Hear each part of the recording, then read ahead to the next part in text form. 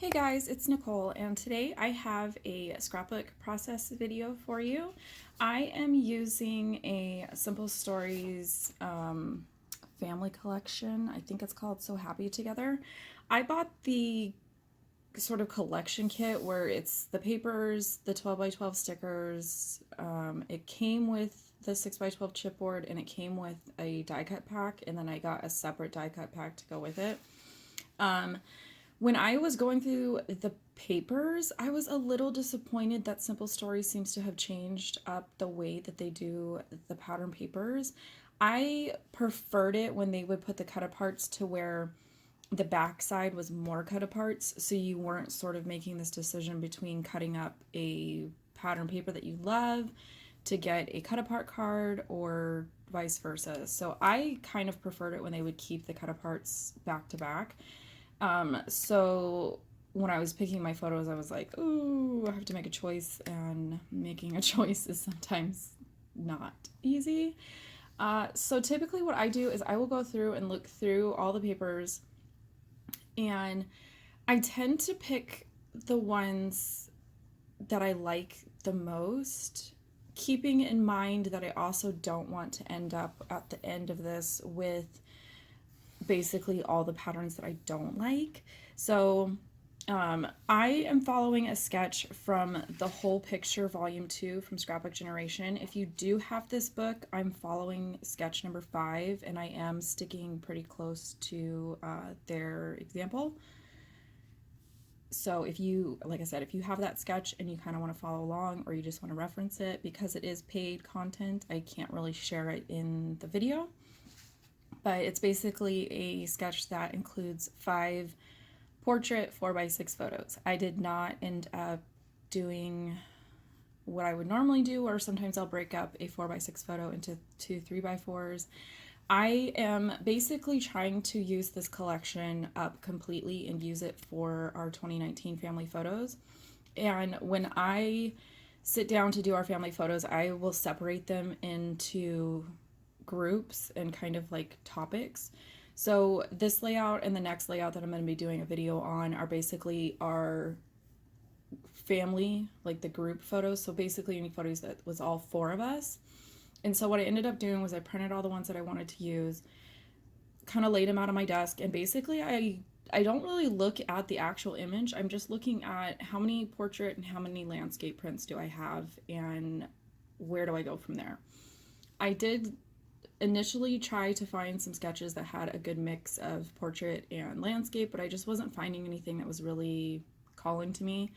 So I ended up just pulling two sketches that basically, one has 5 portrait sketches, and the other one that I'm going to do is 5 landscape pictures. The sketch was actually 4 landscape, 1 portrait, but I chose to just rotate it and do all landscape pictures, and kind of knock that chunk of photos off of my to-do list. So then basically the next group that I'll probably do is I'll go through and separate and do a layout using photos of just my son, photos of just my daughter, photos of them together, photos of me and my husband together. And then this year I'm going to do one because I kind of made my kids bring their stuffed monkeys with them.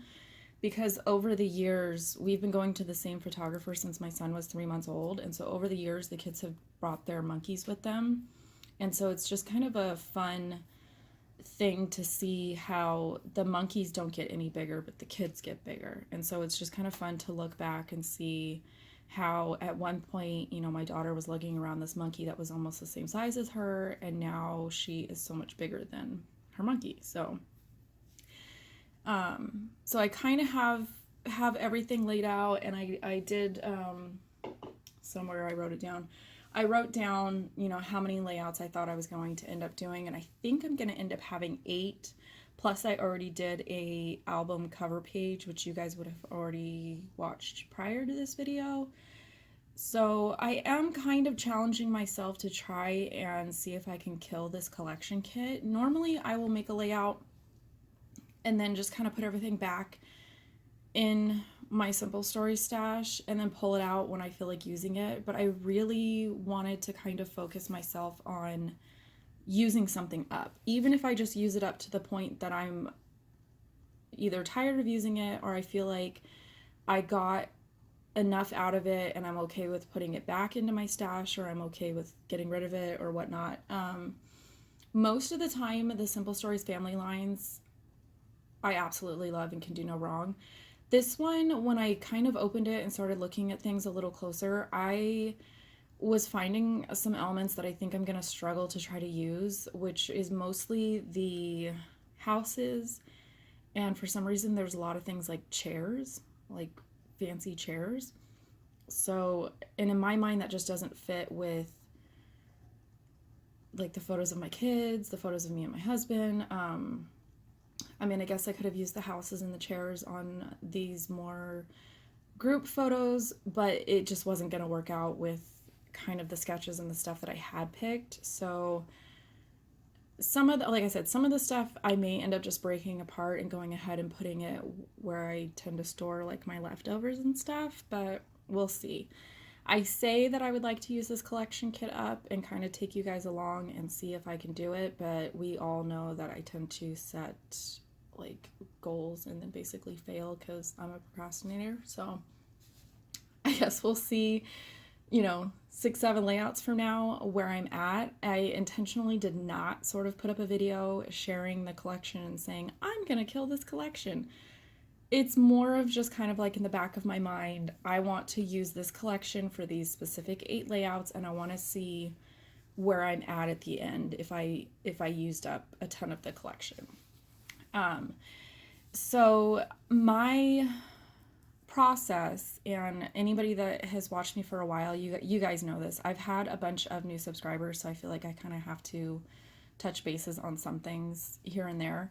I tend to, when I do a layout, do my paper and my photos first and kind of get all of that flat and down to the page, and then I will start doing the embellishing and stuff. This sketch did show some sort of stitched edging along the edge of all the pattern papers. I absolutely love the look of hand stitching. I just was not gonna deal with it this week. So my solution when I want hand stitching, but I'm just honestly too lazy to do it, is I will bust out with a border stamp. And I have a couple. This one was from a super, super old stamp set. I don't even remember where I got it or what brand it is. It had like 5 or 6 different borders in it where there was like a banner and like a wonky stitch and a straight stitch. So I just took the straight stitch. I used a yellow ink from Lawn Fawn. I believe it was Banana. I have been buying the mini ink cubes because I do like their ink formula, but I just can't pull the trigger on spending $6 for a full-size ink pad. I'm not there yet. Maybe one day when I'm rich and famous on YouTube, but we're not there. So in the meantime, I like to buy the mini inks because I do feel like you can get like an entire ink line. And if you're not doing classes or you're not using them for, card making videos on YouTube where that is your job and you're using up a ton of ink, I feel like the ink cubes are perfect. They so far have worked for everything that I've needed them to work, and they come in tons and tons of colors. So I think I have about half of Lawn Fawn colors and I'm slowly picking up the rest. But yeah, so basically my process, like I was trying to say, was that I will typically do photos and papers, then I figure out where I'm going to put my titling, I figure out where I'm going to put my journaling, and a lot of times I end up doing the journaling last, but I do figure out where I'm going to put it and what I'm going to do with it, and then I will go through and do my embellishing. And at this point, I'm kind of just trying to do a good balance of not only using die cuts or not only using stickers or not only using chipboard, because those are the 3 things that I have with this collection. So I'm trying to be good about mixing everything in together so that at the end I don't end up with like all of one type of product. And I'm trying not to use like all florals on one layout or all hearts on one layout, because I do want to make sure that I have a good mix to pick from. And so far it's working out. Again, I've come across some that I'm just like, oh, I don't know if I'm gonna ever actually use this. So far, I've been gravitating towards my favorite types of things, which is like these labels, different tags, stuff like that. If it's something like a doily or a label or a good basic shape, I will tend to cut them in half because most of the time I am tucking them behind something. So if I cut it in half, I can use it on 2 different layouts and not feel like I've wasted it by tucking it behind something. And I mean, obviously that's probably not like the greatest plan when my goal here is to kind of use it up, but it's typically just those things that are like my favorites, which is the blank labels and the blank tags and stuff like that, because I do like layering those. I do like being able to stamp my date on those. I like being able to add phrases on top of those. So just kind of that type of thing. So like I said, I will cut them in half and I will use them up as much as I possibly can. This is pretty much the point. Like I was saying, I will get most of my layout completely done. Then I will go ahead and type up my journaling and print it out. I printed it out on some leftover grid paper, which I think was from a different Simple Stories collection. I just kind of keep notebook and grid type papers in one spot, even just like little pieces like this, so that I can go ahead and print journaling on them. And then I just added another one of those little tab stickers and a heart sticker that I'm going to put on foam tape. I do try to do a little bit of flat, a little bit of popped, just to kind of make things more interesting and mimic both sides of the layout. So that is pretty much my completed layout. There are some detailed photos here. And like I said, the next couple of videos are probably going to be featuring this collection and this family photo shoot. So just FYI. I'm not like labeling it I'm gonna kill a kit because I'm worried that I'm gonna fail, and I kind of just don't want it out there and have to go back and re-edit things. So I guess come along with me in the next couple weeks and we'll see how I do. So I will catch you guys next time, and as always, I thank you for stopping by.